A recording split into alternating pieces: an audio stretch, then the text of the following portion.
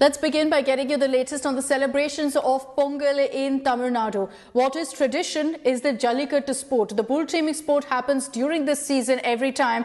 And amid the pandemic, celebrations are happening, but with a number of restrictions in place. Now, in Madurai, which is where you see a lot of the Jallikattu sporting events happening, you're seeing that the events have already kicked off. And this at a time when in Tamil Nadu, cases are soaring. It's among the 5 worst affected states right now. The Tamil Nadu government has put in place strict curbs, including a cap on the number of participants as well as spectators. The state government issued strict guidelines to be followed, allowing a maximum of 150 to 300 bull tamers and only 300 bulls for a Jallikattu event, and even postponing the world-famous Alanganallur Jallikattu by a day to implement the total Sunday lockdown. So this is an ancestral and a traditional sport. The amount of entrants has just become exponentially high. We used to get a few hundred applicants back before this was kind of a national issue. This year I think we have about 5,000, could you say? Yeah, registered. Registered, 5,000 people have registered.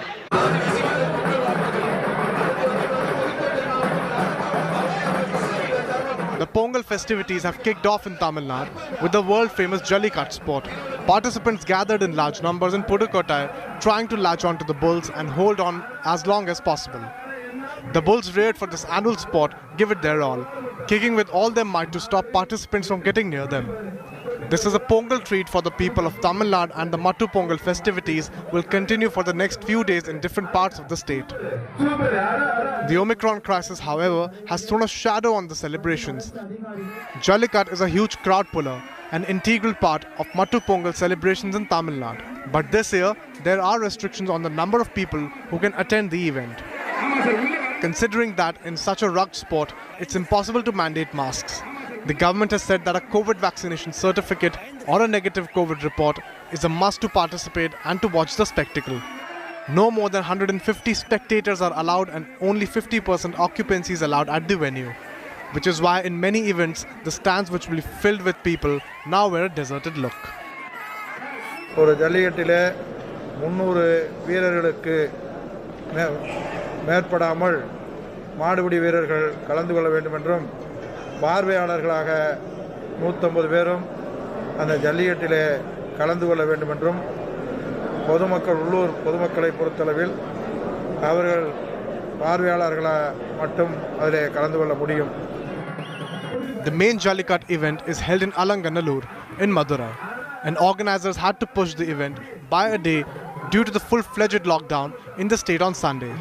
And that's when the real challenge arises for authorities, when the crowds at these mega events will have to be controlled. COVID may have hampered the scale of the celebrations, but it definitely hasn't dampened spirits, and organizers have made it clear that over the next few days, Jallikattu events like this one in Pudukkottai will continue with full festive fervour. Pongal festival has kicked off with massive excitement in the state of Tamil Nadu, and it will be a Herculean task for the state government to enforce the pandemic laws, especially on Mattu Pongal and Kanum Pongal, when thousands throng to various tourist spots. The fear is that festivities amidst a pandemic would lead to a massive surge in COVID cases in the state. With Vijay Divyan, Pramod Madhav for India Today. Let's take this across now to Pramod Madhav. He's joining us live from Madurai, from one of the venues where the Jallikattu event is currently happening. Pramod, good morning. Pongal Varthagal to you as well. Take us through, what kind of curbs have been put in place, what kind of restrictions have been put in place to ensure that this time around the Jallikattu event or Pongal celebrations for that matter don't turn into super spreader events.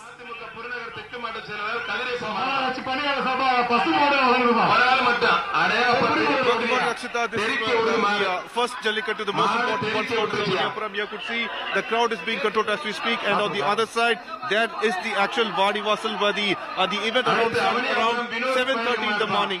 There are also the State Finance Minister P.T.R. is there, and there you can see the actual body vessel where the bull tamers are also present. Interestingly, here this is being called as Bull Hug Festival.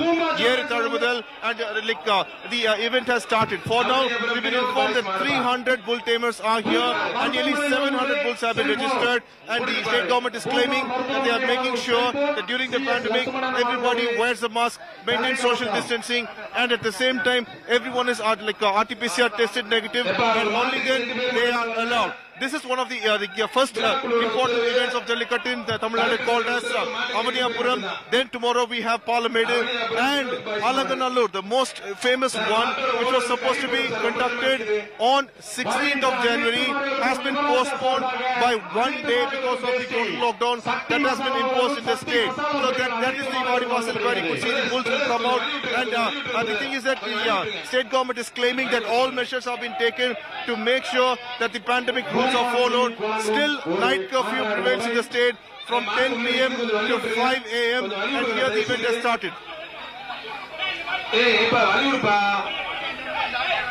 Right, Pramod, thank you for those details. As Pramod was pointing out, the main attraction when it comes to these Jallikattu events happens in Alanganallur in Madurai, and there it's been pushed by a day because of a total Sunday lockdown that the government has imposed to ensure that Kanum Pongal, which is a day when everyone throngs tourist centres, you don't see that kind of overcrowding, which is why there's a total Sunday lockdown in place as well. Pramod, thank you very much for joining us this morning.